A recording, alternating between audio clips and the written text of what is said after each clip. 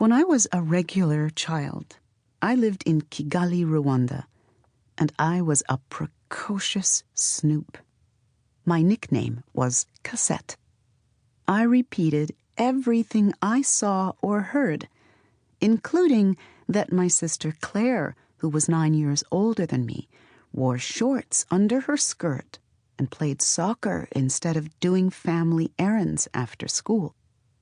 When she did follow directions, go buy tomatoes, pick up 6 Cokes for guests, she spent only a quarter of the money my mother gave her, because Claire, even at 14, could look out for herself.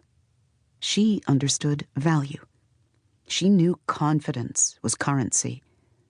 She realized that if she told the tomato vendor she'd pay him less today, but return every week and buy only from him, he'd accept the bargain, she'd pocket the money, and they'd both walk away happy.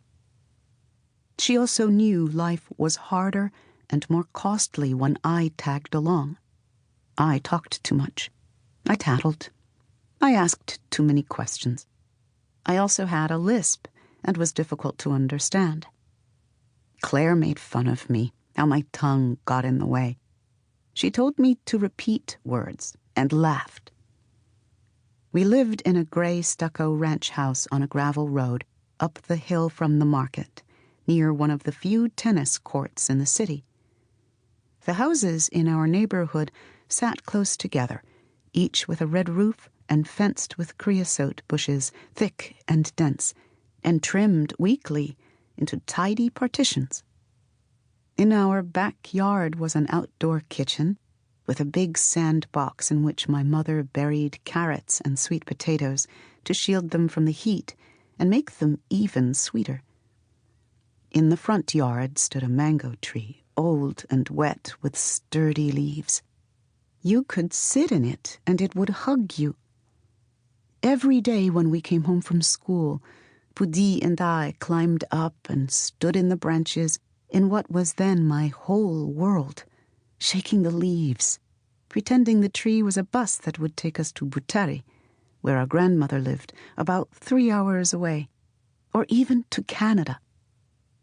My mother was short and curvy and regal and poised, with high cheekbones like my grandparents, and bright white teeth with gaps between them, which Rwandans consider beautiful. We have a word for it in Kinyarwanda, inyinya. She'd fallen in love with my father, and they decided to marry against his family's wishes. My mother spent her mornings at church just up the hill, and her afternoons in the garden, which was her Eden. There she taught me the names of plants, cauliflower, bird of paradise, and how to care for each, which ones needed to be in the cool soil under the mango tree, and which needed direct sun. She grew oranges, lemons, guava, and papaya, hibiscus, plumeria, sanchesia, and thurium, geraniums, and peonies. I would pluck the stamens off the tiger lilies and rest them above my lip, the orange pollen leaving a bright powdered mustache. Saturdays my mother dragged me, Pudi, and Claire to clean the homes of old people. The old people were so cranky. They yelled at us if we ate the fruit that had fallen off their mango trees. My mother didn't care if they were mean. She also took in girls from the country, young women who, before they married, wanted to spend a year or two in a big city with malls, office buildings, cathedrals, and paved roads, earn a little money, and see the world. These women worked as nannies, or they helped in the kitchen, or they cleaned and laundered clothes. My mother insisted that Claire and I learn how to do these chores alongside them. We were never to think we were better. I didn't mind the work. I wanted order in my world. Even at 4, I was compulsively neat, straightening the shoes by the door and re-sweeping the slate in the courtyard. Claire hated housework. She did not want to be slowed down. She had big plans and could not wait to break free, to go to college in Canada, where many Rwandans dreamed of moving, because it was like America, except that they spoke French. French was the second language Rwandans learned in school, as the Belgians had colonized Rwanda. If not Canada, Claire wanted to travel to Europe.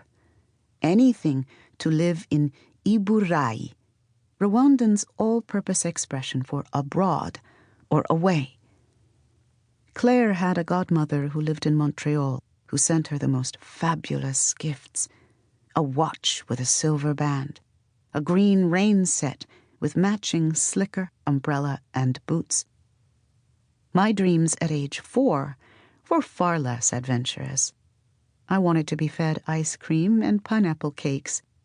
I wanted to wear a teal blue school uniform and grow into Claire's clothes.